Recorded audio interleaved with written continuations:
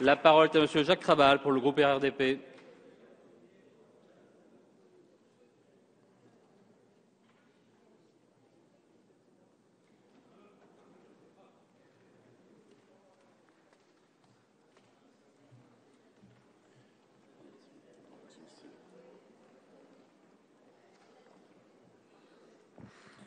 Monsieur le Président, Madame la Ministre, Monsieur le Président de la Commission des affaires économiques, Monsieur le Président de la Commission du développement durable, Mesdames, Messieurs les députés, chers collègues, ce projet de loi pour l'accès au logement et l'urbanisme rénové soumis à notre vote a connu un long parcours.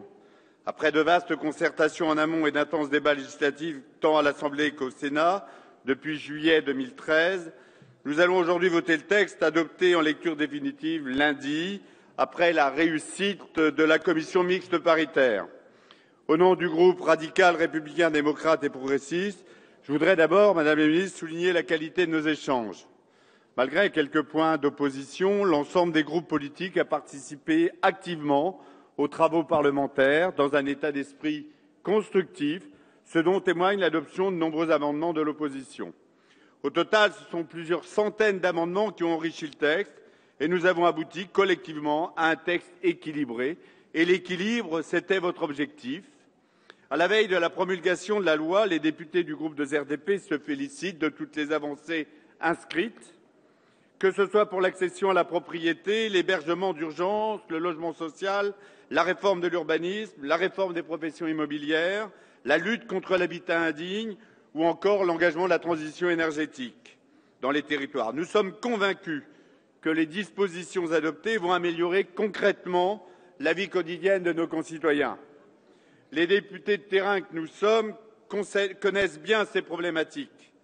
Le logement cristallise les angoisses intimes sur le développement harmonieux de chacun et de la famille, sur le risque du chômage, sur l'autonomie ou sur la crainte du déclassement. En France, au XXIe siècle, le logement demeure pourtant une grande difficulté et une inquiétude prégnante. La crise du logement est ressentie tous les jours par plusieurs millions de nos concitoyens, notamment par les personnes les plus défavorisées. Nous ne le répéterons jamais assez, avoir un logement décent est une nécessité humaine fondamentale pour assurer les conditions d'une vie digne. Madame la Ministre, vous êtes consciente de tous ces enjeux. Votre projet de loi est long, dense, complexe. Cela vous est souvent reproché.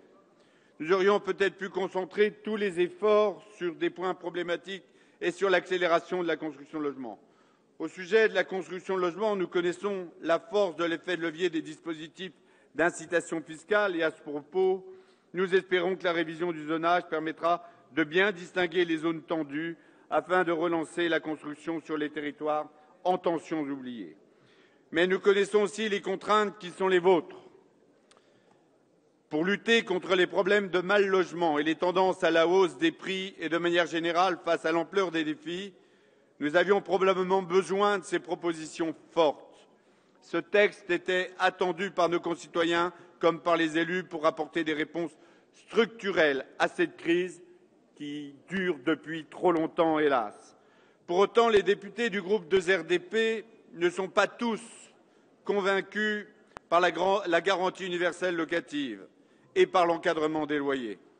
Les dispositifs prévus par le projet de loi initial ont été aménagés et vous avez tenu compte des craintes exprimées par les parlementaires. Aujourd'hui, nous prenons acte de leur inscription dans la loi en espérant que cela soit finalement bénéfique. Nous regrettons la dernière formulation de l'article 70 quater sur l'acte juridique contresigné par un professionnel de l'expertise comptable. Cela va créer une insécurité juridique et une confusion sur les missions des professions juridiques et des professions comptables qui n'ont pas les mêmes compétences. Enfin, au sujet du transfert de la compétence urbaniste au niveau de l'interco, si c'est le sens de l'histoire, il ne faut pas forcer les choses et savoir donner du temps au temps. Avec l'hétérogénéité des situations locales, et nous devons être à l'écoute des maires ruraux qui craignent un transfert trop brutal, nous sommes satisfaits du compromis arrêté.